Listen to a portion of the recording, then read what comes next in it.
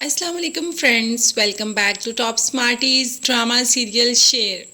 فجر بچ گئی، اس بات کا افسوس نہیں ہے فجر کے باپ کو، ہاں مگر وہ دنیا سے ڈرتا ہے کہ دنیا اسے کیا کہے گی، اسی لیے تو اپنے آپ کو چار دیواری میں ہی بند کر لیا۔ بلکہ باپ نے کہا کہ جو ہونا تھا ہو گیا، تم نے تو اپنی بیٹی کو اپنے ہاتھ سے مارنے کی بھی کوشش کی، مگر اللہ نے اس کی زندگی لکھی تھی وہ بچ گئی، اب تم بھی یہ سب بھول جاؤ۔ دوسری طرف سمراٹ پھپھو کو تو ڈاکٹر نے کہہ دیا کہ ان کی کڈنی بری طرح افیکٹ ہوئی ہے، آپ ان کو ملک سے باہر لے جائیں۔ اب بیٹے نے بھی باپ سے کہہ دیا کہ میری امی ادھر سے سیدھے امریکہ جائے گی، وہ تو گھر بھی نہیں جائے گی۔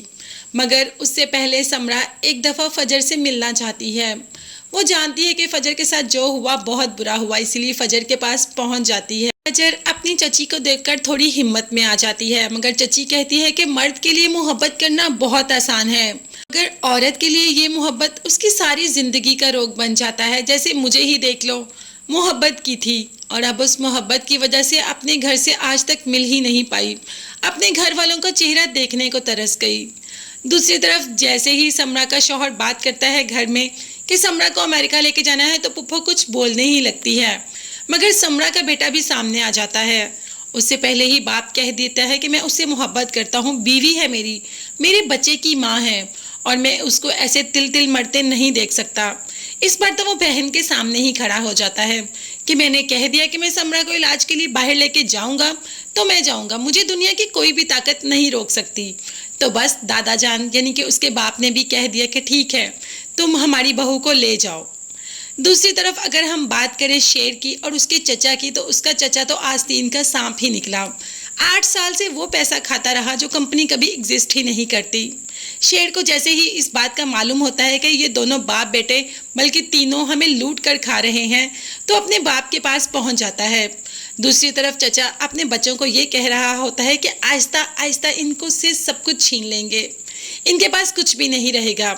اب شیر کو اس بات کا آئیڈیا ہو جاتا ہے کہ چچا باپ کو کنگلا کر رہا ہے، اسی لیے باپ کے پاس جا کر سب کچھ بتا دیتا ہے کہ وہ کمپنی تو آج تک ہے ہی جس میں آپ کا بھائی 8 سال سے پیسے ڈال رہا ہے، مطلب وہ 8 سال سے پیسے اپنے اکاؤنٹ میں ڈال رہا ہے کمپنی سے لے کے۔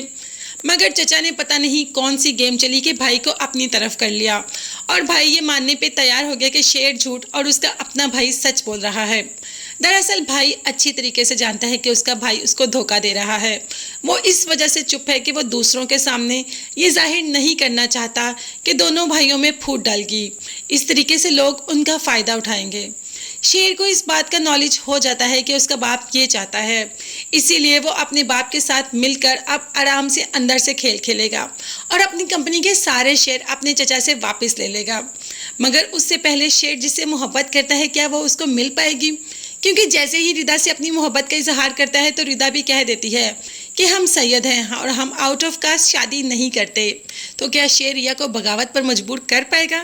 کیا شیر کی محبت میں اتنی طاقت ہوگی کہ ریا اپنی فیملی کی ساری رسمیں قسمیں وعدے توڑ کر چھوڑ چھاڑ کر سب کچھ شیر کے پاس آ جائے گی؟ کیسے؟ یہ دیکھنے کے لیے چینل کو لازمی سبسکرائب کیجیے گا۔ نیکسٹ ویڈیوز تک کے لیے اللہ حافظ، bye bye and take care.